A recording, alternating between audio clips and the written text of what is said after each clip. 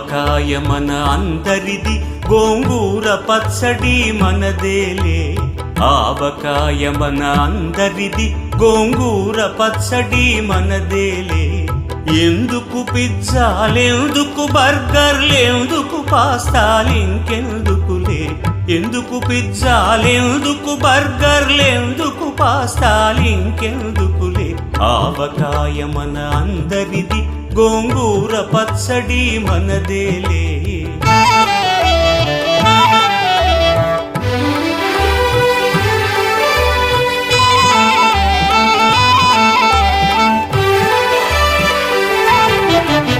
ఇడ్డెన్లలోకి కొబ్బరి చట్నీ, పెసరట్టులోకి అల్లమురా.